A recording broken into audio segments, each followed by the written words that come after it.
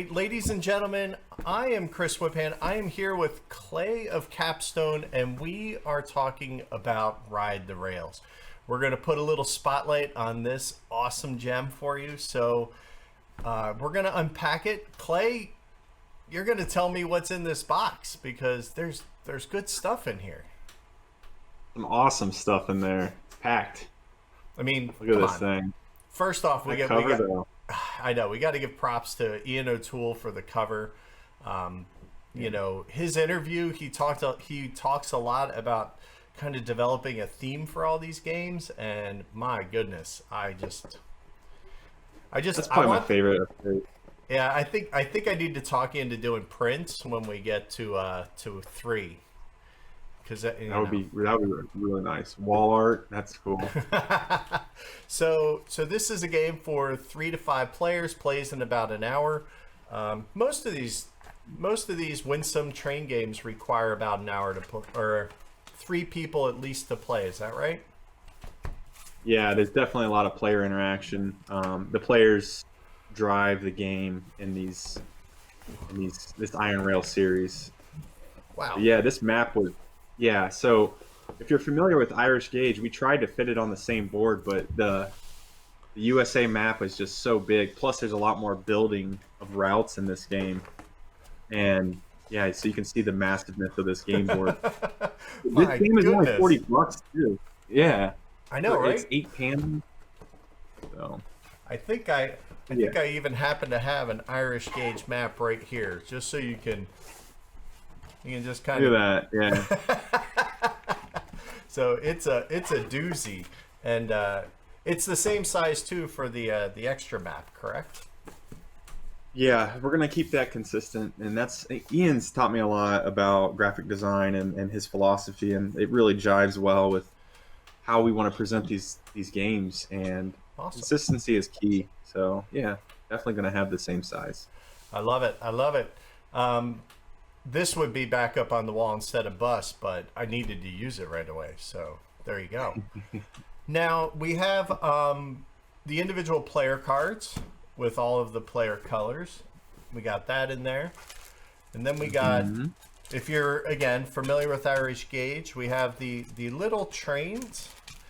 These are little guys. They're only about, what, 12 centimeters, 12 millimeters, I should say?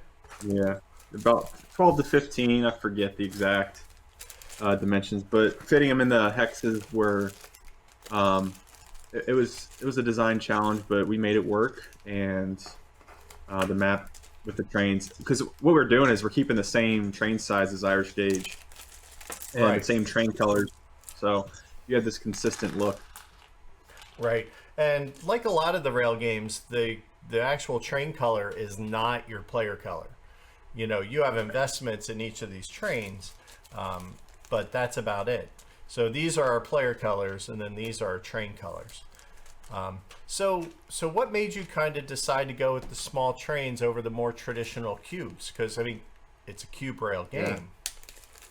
Well, the part of the point with this series is to make these train games more accessible to people, and I feel like trains are way more appealing to look at as a component wise than a cube. I mean, we're all familiar with cubes in Euro games, and it's adding a little bit more theme to it with the trains. I mean, it looks like, from a high level view, that looks like a rectangle almost. I mean, it's right.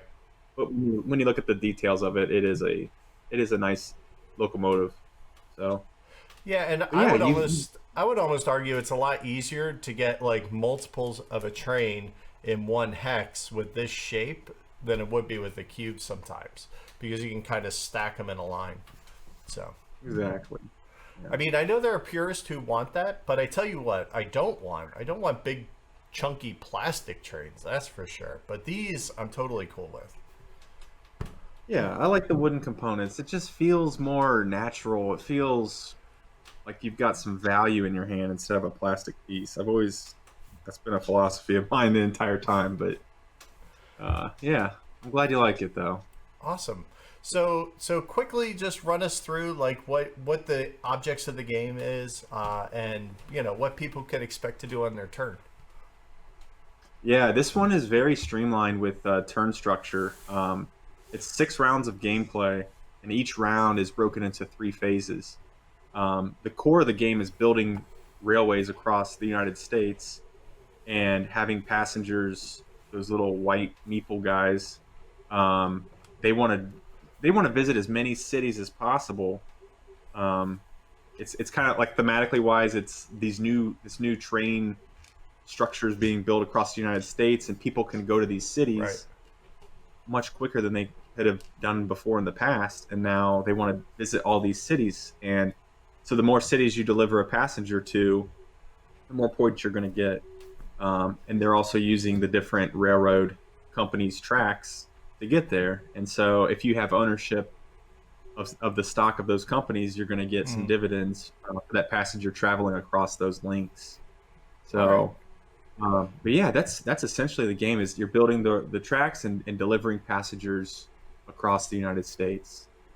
Now you So mentioned stocks, and those familiar with Irish Gauge will notice something's missing. I don't have stock certificates. Am I missing them from my game? What's up with that? right, yeah, this was a really cool, innovative mechanic. So the wooden train pieces serve 2 purposes. One is that is your actual stock of the company. So for each wooden piece that you have, that represents 1 share of that company. And yeah, so you can place it on your player board there. The track, yeah, that's the second piece is the track. The second uh, option is to use the wooden pieces as track across the United States. And what's Right. really stressful in this game is these pieces are limited to 26 train pieces. So as people are acquiring shares, they're removing the company's ability to build routes and Okay. therefore score a lot of points for you and pay dividends. Because if a passenger uses that route right there, that's going to be that's if that is connected to another city, that would be 1 link, and that would be 1 point essentially for each share that you have. So it's pretty cool how that tension works.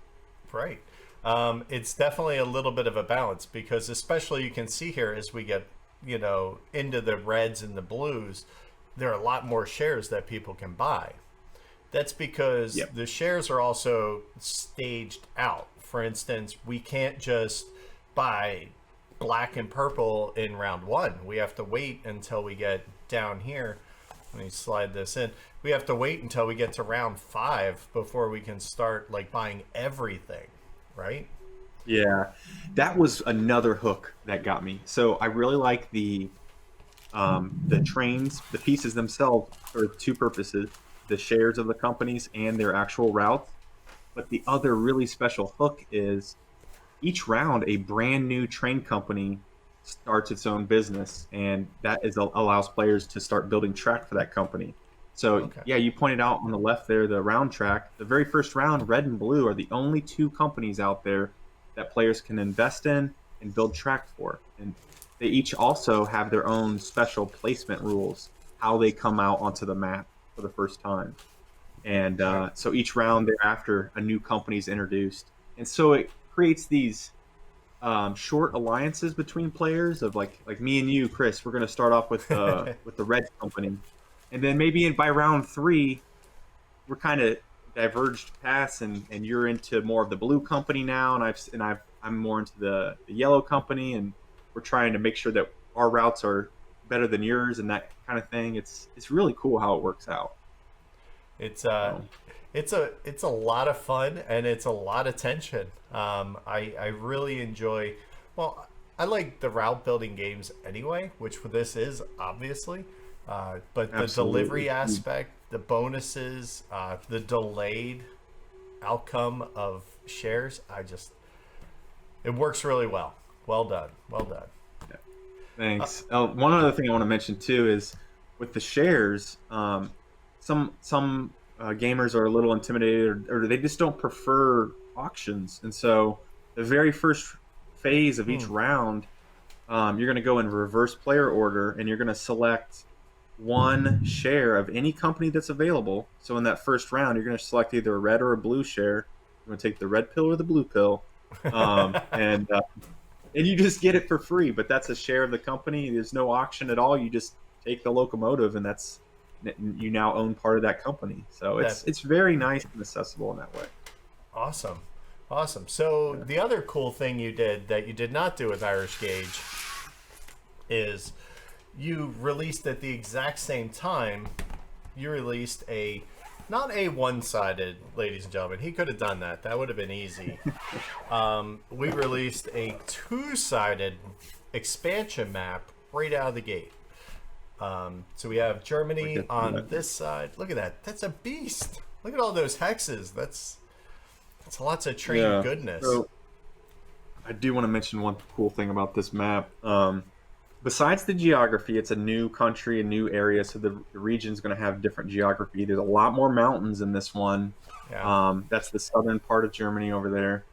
And you'll notice for players familiar with Ride the Rails, the cities, the hexes with the colors, Mm-hmm. those are where that indicates which company may start their first placement on the map. That's where they can originate from. Okay. And the orange is on the left-hand side of the map. It's all in this mountainous area. And so that railroad actually has a special ability where there's no penalty for building through mountains, which are the darker green hexes there. Right. So you have these different special abilities, and the rules are very straightforward. And when you play the expansion, it's maybe three different things that have changed, and Okay. that orange locomotive not having any penalty for building in mountain hexes is one of those rules. So you can literally transition from map to map with just minimal effort. It's really cool how that works out. But what's also cool is it's not just you get a map and that's it. You get a map with some extra little stuff to kind of add some variability to the game, which I love. And then, of Yeah, course, some bonus. yeah, I love that because, it gives you some variety in the game. And then, of course, we have Paris and France on the backside. Yeah, So, this one is very, very tight. This is a very, very tight map. You can tell. I mean, just by the USA, then Germany is a little smaller, and then you've got this real tight France map. right. What's really special about this one is Paris. Um, the six hexes around there, around the city of Paris, may only hold one train Oh, locomotive there. And so each company, so each color can only occupy one of those six hexes. So once that company goes into Paris, it can't come out another side of it. It's locked. It's pretty cool how that works. which So I actually found out from doing the 18XX podcast that actually has some historical reasoning for that because trains were dead ending in Paris because everything kind of ran into there and then you had to jumble around. It was kind of crazy. So you got yep. history in here And too, ladies and gentlemen. absolutely. There's a reason for it. And Paris will always have a passenger to be delivered. So at the beginning of every round, if a passenger is not in Paris, then you place one in there. And yeah, so every round it's available. Awesome. So there you have it. I mean, these games are just moving along. They do a great job of bringing a quick rail game experience. They're great weeknight games when you want to get like a couple rounds and you could probably play all four of these map in one night. No problem if you wanted to. Absolutely. Yeah. So, I love it, man. It's just I like games where you can have ownership of a resource or a company or whatever you want to call it in the game, and that the value of that resource changes throughout the experience. And that's right. just it's all about playing with the players. You're not going to keep your head down and only do what you want to do. You're going to be interested in what you're doing, what other people are doing at the table. It creates this nice social atmosphere. It's a lot of fun, and I highly encourage you just to try this. It's a lot of fun. Well, there you go. I don't think I can say it any better than that. So check out Ride the Rails. You can get demos of it in the Camp Capstone happening this weekend, and it'll be up. But it feels so good. The linen finish on the map. You Thank you. can't feel that on a computer. You just can't. Yes. So, so In-person gaming is outstanding. So well done. So check it out, and we'll see you next time.